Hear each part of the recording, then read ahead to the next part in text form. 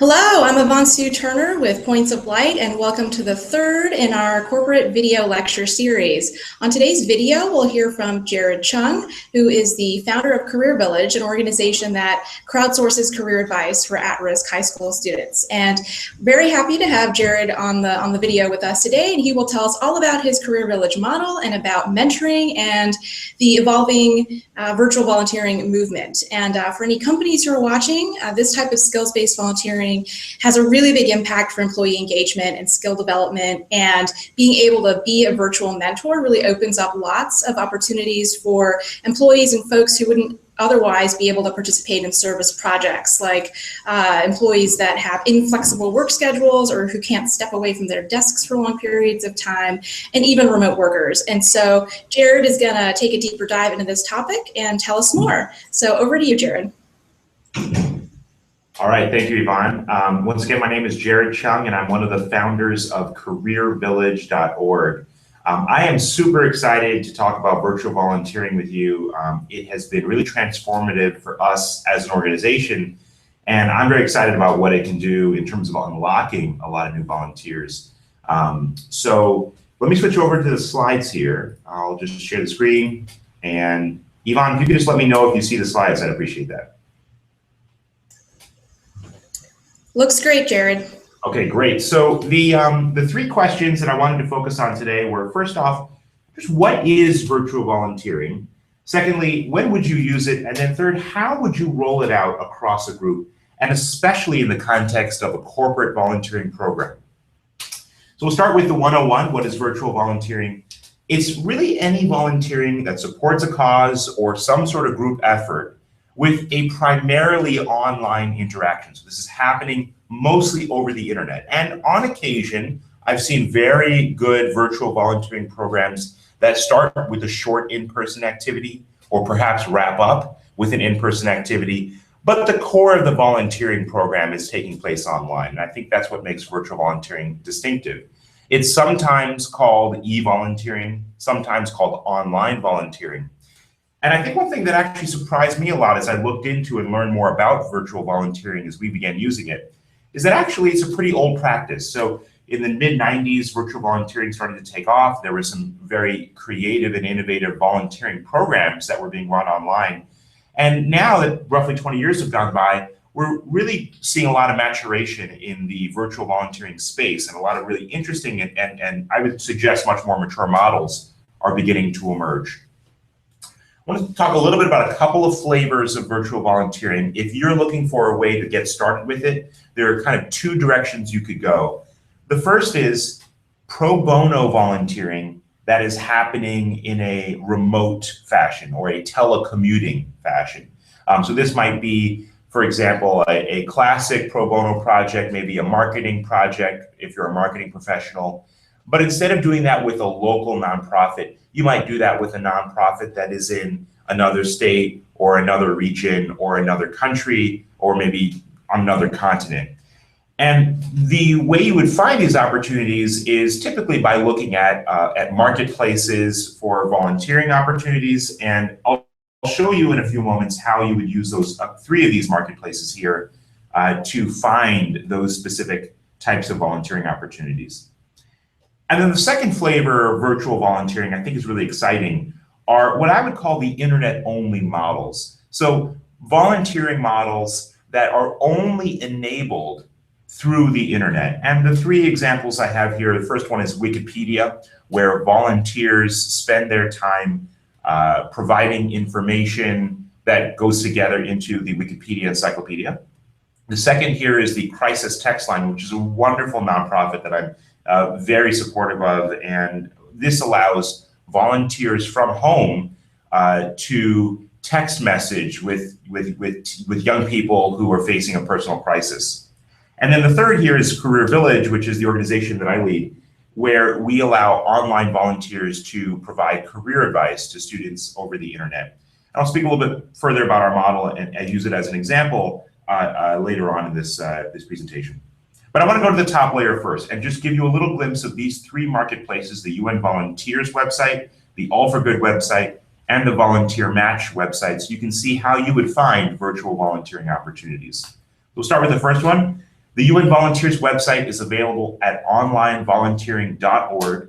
One thing I really like about this marketplace is that for the most part, all these opportunities are virtual. So when you click through, you can see the opportunities tagged by task and development topic, and you can browse through them and find a pro bono opportunity with an organization that is remote. The second one is the All for Good website. And if you go to allforgood.org, in the very middle, you'll see there's a More Options button. When you click on that, there's a toggle that will allow you to search for virtual opportunities only. So that's another great option. And then the third one I wanted to highlight was Volunteer Match. On the left-hand side of Volunteer Match, there is a local or virtual checkbox, and you can check the virtual one to find those opportunities as well. So now I want to dig in on one of these internet-only models, and I'll use the one I know best, which is Career Village, and just share with you how we mobilize virtual volunteers, and hopefully you'll get an idea of what it might feel like to be a volunteer online. So start off with, what is Career Village? So we are an organization that crowdsources career advice for low-income youth.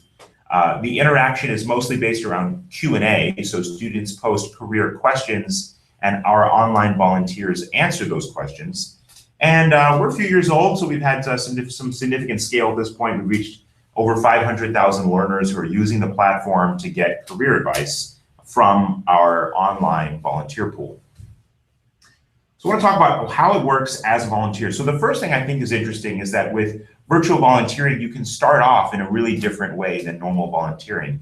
The first step with Career Village is actually to log in with your LinkedIn account. And we do that so that we can guide career questions to you that are based on your experiences. It also allows us to get a bunch of profile information about you and pre-populate it. And that's really different from, I think, a lot of traditional volunteering onboarding processes where maybe there's a lot of paperwork, perhaps there's a whole bunch of forms you have to fill out that include a lot of personal information that that may take a long time to sign up with or to get started with. And here we try to streamline. What's exciting about virtual volunteering is sort of reducing that barrier to entry. Once you're on the site, then we ask our volunteers to find a question and then post their response to it. So it's a text-based response, roughly 10 minutes, sometimes 15 minutes. And I think that sort of small amount, the small ask is really valuable for a lot of the volunteers who are looking for something they can do that doesn't take very long. Then the third piece is that when a volunteer stops volunteering for the day, a couple days may go by, and then we will notify them when a new question is posted from a student that pertains to their areas of interest. And so the idea there is to allow the internet model to enable the volunteering activity to continue on for a long time.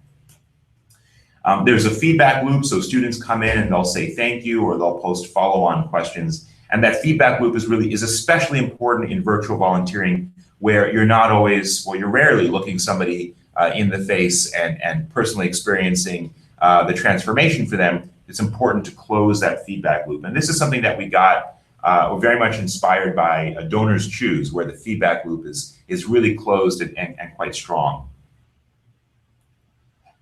So that's a little bit of a sense for how we engage a virtual volunteer. I want to just highlight how that's different from traditional volunteering options. And the first is that it's very accessible, very inclusive. Anybody who can access the internet can use a virtual volunteering program, and whether they're tied to the desk, whether they have mobility challenges, or just if there are a lot of folks who may not be able to participate in a traditional program for, perhaps they're in another city or another country. The second is that it's very flexible. So virtual volunteering, as I've seen the programs, usually they're not as time sensitive, and they're not on as strict of a schedule. So a lot of virtual volunteering is done nights and weekends, or whenever I have the spare hours, rather than on a very strict weekly schedule. Virtual volunteering is very good at large scale. Career Village is typically used for hundreds of volunteers at a time when we work with a corporate partner. And so that large scale is valuable. The duration, I would suggest, typically is in the medium range. So it's not something, virtual volunteering is not something you would use for a one-day activity.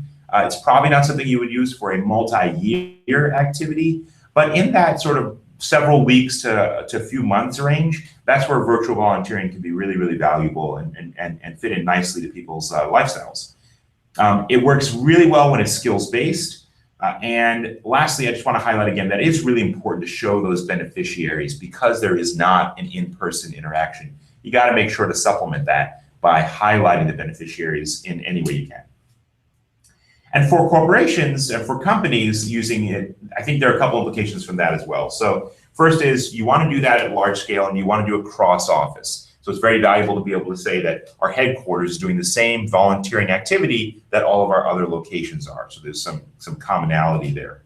The second is it's really useful for targeting the immobile employees, or what I put here in quotes, the busy employees. And everybody's busy, but I think we all know that there are certain folks in the company who feel a lot of time pressure and feel sometimes that they aren't able to participate because they don't have enough time. So virtual volunteering can be a great way to unlock them to say, well, you don't have to go anyplace. You can do this on your commute, or you can do this on your coffee break. When you have less time but you want to help, maybe we can find this new way of engaging you.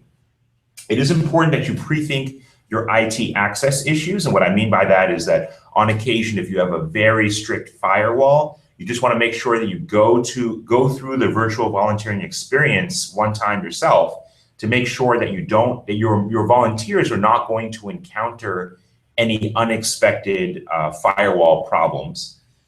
And then I think the last two, celebrating data in real time and sharing stories in real time, is really something that's exciting about virtual, because when you're doing it at large scale and you have that online data, you can celebrate that data. You can pull the stories of impact out of that online system as the volunteering has happened, and you can sort of celebrate and keep track of progress for the volunteering group every day of the volunteering time period.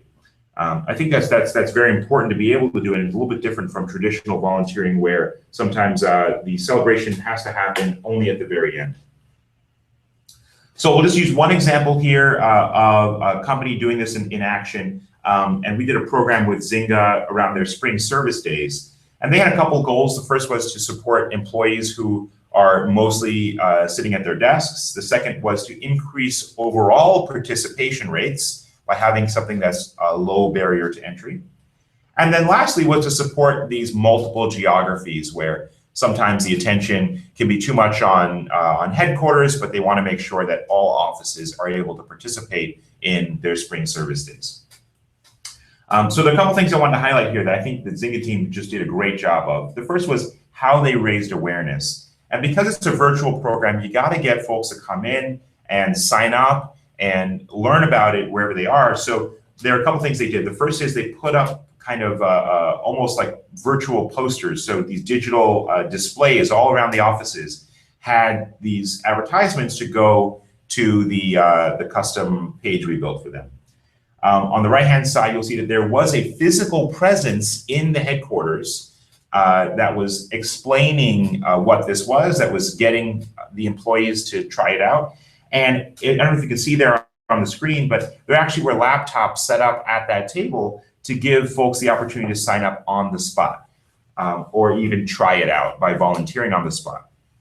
And then in the center is just an image of that to represent that there was a large email campaign to try to create some click-through to the site so that the employees learned about the opportunity and then signed up from the email campaign as well. The volunteering took place over the course of about a week, a little bit less than a week. And there were two ways it happened. The first was employees did it individually. So they would sit at their desks or at home and give advice to students on their own. And on the right-hand side, there were some group activities as well. So for virtual volunteering, that's really as simple as getting a conference room, booking it, maybe getting some drinks and food, and then inviting a group of employees to come into that conference room and just volunteer all at the same time. And it creates a little bit of camaraderie. Even though the activity is individual, the group is doing it as all together, and it generates a lot of fun and excitement. And then lastly, I want to highlight sort of celebrating the impact here. I think a couple things are really great about this. The first is that not only were we able to celebrate participation rates and say, well, 300 employees participated in this program, we were also able to celebrate the activity levels. So we could say that this much advice was created, and that is equivalent to, one full-time equivalent guidance counselor for a year, right? So that kind of activity level. You can celebrate the beneficiaries and say, well, we've reached this many students. And then over time, we were able to celebrate the number of lives touched, because when you give advice to a student on Career Village, that piece of advice may subsequently be read by other students. And you could say, well, all together as a group, we were able to touch the lives of thousands of young people who needed that critical advice. And we celebrated that both by email campaign and also with a appreciation gift that the Zynga team put together, where if you gave advice to at least 3 students, then you got a t-shirt to celebrate that contribution. So I just want to stop the explanation there, but I just want to do a quick recap. And we're going to, because it's the internet and virtual volunteering is all about the internet, we're going to do it through internet memes. So the first is that virtual volunteering is totally excellent, and you should definitely try it out at some point this year if you haven't done it yet. It's storied, it's 20 years old now, but really maturing. The next is that it's really inclusive. So everybody can participate, whether they're at home, whether they're in the office, on the commute, or wherever they happen to be. The next is that the tracking of the volunteering impact can be done automatically by the platform, and that can reduce the overload, the overhead for citizenship teams or for employee engagement teams. But you can't just email out a link and hope that everybody will participate. It is really valuable to have some sort of in-office physical manifestation of your marketing efforts. And the impact of virtual volunteering can be really huge, especially at large scale. And the ability to celebrate it in real time is really powerful. And so I think that's something that's important from a data perspective, to make sure that you're celebrating throughout the volunteering activity. And lastly, I would just encourage you to give it a try sometime this year. If you haven't done it yet, once again, the marketplaces are a great place to start for pro bono, and sort of the internet-only models are, I think, quite exciting. I'm going to stop the screen share here and switch over to back to Yvonne, and I hope you all give it a try this year. Great, thank you, Jared, for that fun and really informative presentation. I do have a couple questions before we close the video today. So we've heard that micro-volunteering and virtual volunteering can be a gateway drug of sorts to get folks who haven't volunteered much before hooked kind of on a lifestyle of volunteering. What are your thoughts on that, or have you seen that play out with Career Village? Yeah, so I love the idea of lifestyle volunteering, and I think that micro is a really good way to get that started. On Career Village is a good example. We found that a very large proportion, roughly 80% of our volunteers, are first-time volunteers. So I think because it's virtual, because the activity is a very low commitment level, in fact, on Career Village, you don't promise to do anything. You're merely raising your hand that you're interested in volunteering. I think that low barrier to entry, that low commitment level, actually ends up unlocking a lot of people who've never done it before but always wanted to, and are, in the end, even though you're not asking somebody to commit to a certain number of hours, in the end, I actually think they end up giving you much more than you would have asked them for, because the power is theirs, the control is theirs. So I'd like to see a lot more working professionals volunteering, especially in this sort of world where we are now, in the business community, where we are now so virtual in everything we do. I think the volunteering inevitably is going to continue to move online, get more micro, get easier to do, and create more lifestyle volunteering. Great. And last question. So what has surprised you most about virtual volunteering? So I definitely was surprised. I mean, I'll just go back to what we just said. I was definitely surprised at how many people were willing to volunteer for the first time because of virtual. I think the other thing that really surprised me, that I think is very exciting, is that when you talk to volunteers who participate online, I think a lot of us in the volunteering space normally think, oh, well, we must have lost some sort of, we lost the humanity by going online. And actually, the volunteers don't feel that. They still feel that they're having a big impact. And you don't have to show them the face of the beneficiary every time they do the volunteering activity for them to feel that they're having an impact. You just need to make sure that they understand a couple of times, you know, at the beginning, at the end, that there are real people behind this. But the internet has not dehumanized volunteering or volunteers. It has actually just become a positive enabler. I think that's been really exciting. And when I talk to volunteers about what they enjoy about the experience, they talk about things like, I like being asked, I like getting a question, I like writing my response to a student, and I like when they give a thank you. And then at some point later on, I like when the organization you know, sends a photo and shows that there are people behind that. But the internet really, I've been pleasantly surprised to see that it's not a dehumanizing force at all. Quite the opposite. Great. Wonderful. Well, thanks for joining us. And if you'd like more information on corporate volunteerism, visit www.pointsoflight.org and click the For Companies tab at the top. I want to thank Jared Chung for joining us today. And everyone, please join us for our next video later this week, where we'll talk about how to manage a pro bono project for success. So thanks a lot. Goodbye.